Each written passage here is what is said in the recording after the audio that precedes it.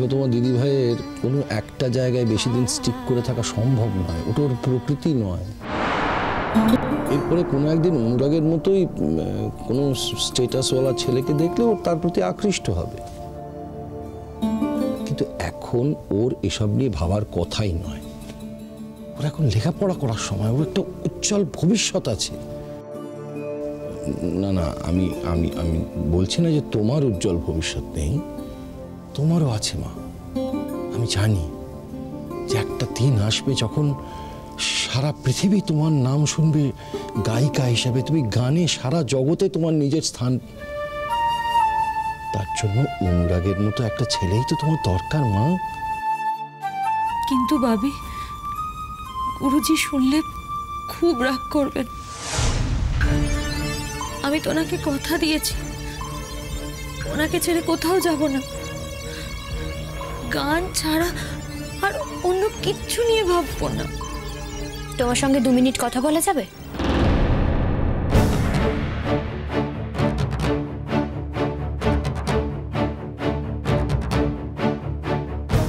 কি ব্যাপার? তুমি এখন মানে তোমার দরকারটা কি এখনই? হ্যাঁ, নাহলে আমি এখন এখানে কেন আসবো বলো? যখন আমি জানি যে তুমি তোমার ছোট মেয়ের সঙ্গে ভেরি ভেরি ইম্পর্টেন্ট ডিসকাশন করছো। কি ব্যাপার, তুই কাঁদছিস কেন? তোর তো এখন কাঁদার কথা নয়, নাকি লোক দেখানো কান্না কাঁদছিস? কোনটা?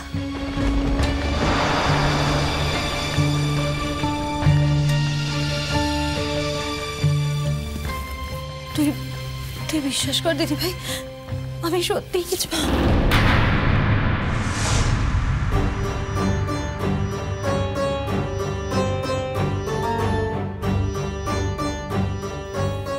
এত গায়ে হাত দিয়ে কথা বলিস কেন?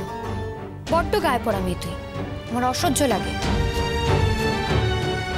শোন মেঘলা, একটা কথা আজকে ভালো করে শুনে রাখ, শুধু আজ নয়, ইন ফিউচার তুই আমার গায়ে হাত দিয়ে আর কখনো কথা বলবি না, ওকে? চমৎকার, বড় দিদি হয়ে ছোট বোনের প্রতি কি চমৎকার ইনস্ট্রাকশন। বাবি প্লিজ, বড় দিদি কথাটা কি আর না বললেই নয়? শুধু শুধু কেন আমাকে ইরিটেট করছো বলো? তুমি তো জানো আমাকে যদি কেউ ইরিটেট করে তাহলে আমি কিভাবে রিয়্যাক্ট করি, আর বেশি রিয়্যাক্ট করে ফেললে কি বলতে কি বলে ফেলবো।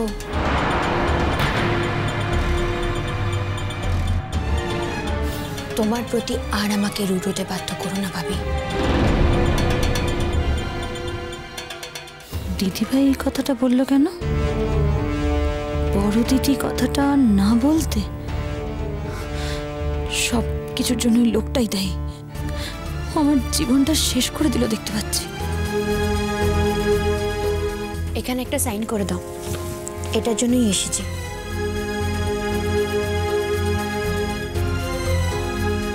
সেটা খুব আর্জেন্ট, অ্যাডমিশনের ব্যাপারে।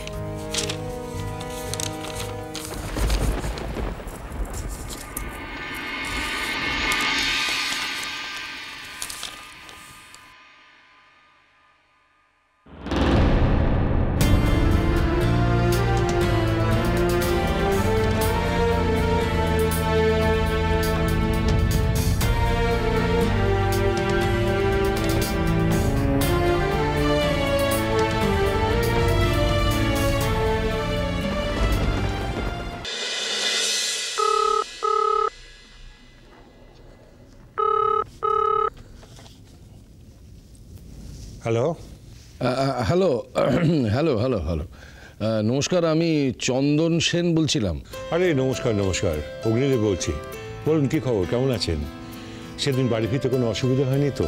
না না না না দাদা, ঠিকঠাক সময় বাড়ি পৌঁছেছি। হ্যাঁ, এবার বলুন কি খবর, কেমন আছেন? হ্যাঁ দাদা, বলছি যে একটা জরুরি কথা বলার জন্য ফোন করলাম। মানে ভালোই হলো যে আপনি ফোনটা ধরেছেন। আপনি বাড়ির বয়োজ্যেষ্ঠ, আপনাকেই আমার কথাটা বলা উচিত। কি ব্যাপার বলুন তো, কি হয়েছে? আপনারা কি নতুন কোনো ভাবনা চিন্তা করেছেন নাকি? হ্যাঁ, মানে আমরা ঠিক করেছি আমাদের ছোট মেয়ের সঙ্গে অনুরাগের বিয়েটা দেব। অবশ্য এটা নির্ভর করছে আপনারা সেই সিদ্ধান্তটাকে যদি অ্যাপ্রুভ করেন। আমি কথাটা বলতে পারছি, কিন্তু আপনারা সেদিনকে আমাকে প্রশ্রয় দিয়েছিলেন সেই কারণের জন্যই। তা নাহলে কিন্তু বলে ওঠা সম্ভব হতো না। আমরাই তো পিছিয়ে গিয়েছিলাম। তা আপনাদের সিদ্ধান্ত বদলের কারণ? দেখুন দাদা, এই অনুরাগের মতন একটা স্মার্ট, ইন্টেলিজেন্ট এবং সেন্সিটিভ ছেলের সঙ্গে বিয়ে দিতে সব মেয়ের বাবাই একটু আগ্রহী হয়। কিন্তু আমরা একটু দ্বিধায় ছিলাম যে একই বাড়িতে দুটি মেয়ে, তো সেক্ষেত্রে কিন্তু পরে আমি একটু রিথিঙ্ক করে দেখলাম যে দেখুন, আপনাদের মতন পরিবারের সঙ্গে একটা আত্মীয়তা হতে পারে। আমার মনে হয়েছে যে আমার মেয়ের সঙ্গে আমি বোধহয় খুব একটা সুবিচার করছি না। সেই কারণের জন্যই আবার একটু রিথিঙ্ক করলাম। অবশ্যই আপনারা যদি অ্যাপ্রুভ করেন তাহলেই। দেখুন, আমাদের কাছে সব থেকে বড় কথা হচ্ছে আমাদের ছেলে। তার ওপিনিয়নটাই আমাদের কাছে প্রায়োরিটি। আমরা বিশ্বাস করি যে তার ভাবনা চিন্তা করার জন্য সে যথেষ্ট অ্যাডাল্ট হয়েছে। অতএব আমাদের দিক থেকে আপত্তি করার কোনো প্রশ্নই ওঠে না। তবু আমি বাড়ির সকলের সঙ্গে একটু আলোচনা করি, তারপর আজই আপনাদের জানিয়ে দেবো। হ্যাঁ হ্যাঁ, নিশ্চয়ই নিশ্চয়ই। আপনার ফোনের অপেক্ষায় থাকবো। মানে আপনারা ফোন করলে তবেই আমরা এই ব্যাপারের জন্য একটু এগোবো। বললাম তো, আজই আইল গেট ব্যাক টু ইউ। আপনাদের ঝুলিয়ে রাখবো না।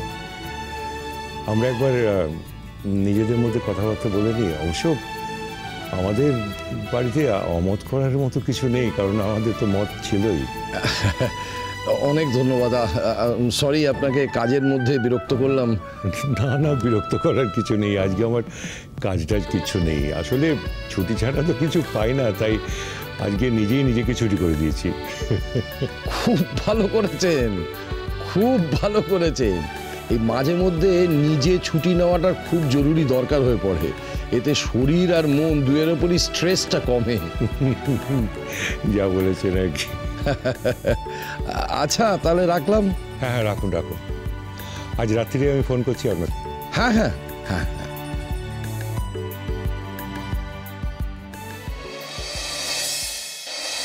কি গো, কি বললেন?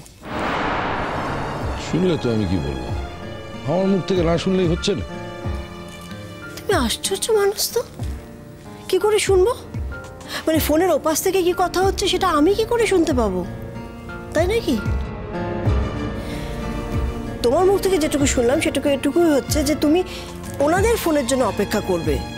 তার মানেটা কি দাঁড়াচ্ছে? যে ওনারা এখনো অবধি তোমাকে হ্যাঁ করেননি, তাই তো? না না না না না, আমি একবারও সেটা বলিনি। আমি ওরা রাত্রিবেলা ফোন ব্যাক করবেন। ও আচ্ছা। আমি জানি ওনারা কি বলবেন। অনুরাগের আমার মেঘলা মাকে খুব পছন্দ।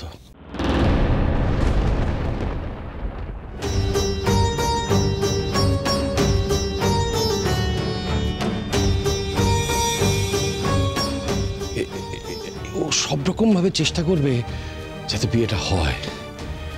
এই কথাগুলো বলার জন্যই তো কফি শপে আমাকে ডেকে পাঠিয়েছিল। অনুরাগ ভীষণভাবে চায় মেঘলা মা যেন ওর জীবনে আসে, খুব এক্সপেক্ট করে সেটা।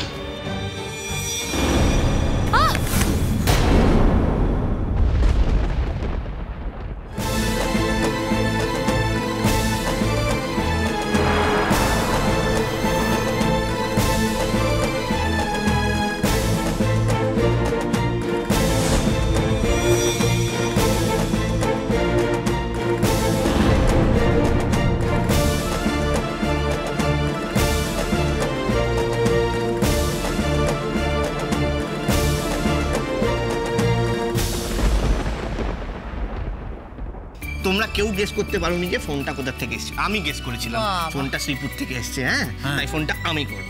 কত বড় ক্রেডিট নেওয়ার লোক এসছে রে। আমি অনেক আগে ক্রেডিট নিতে পারি। যখন শ্বশুর জামাইয়ের কফি শপে মিটিং হচ্ছিল তখন সেটা আমি জানতাম, আমি বলতে পারতাম। আমি তো বলতে পারতাম। শ্বশুর জামাই একসঙ্গে কফি শপে কথা বলেছে মানে?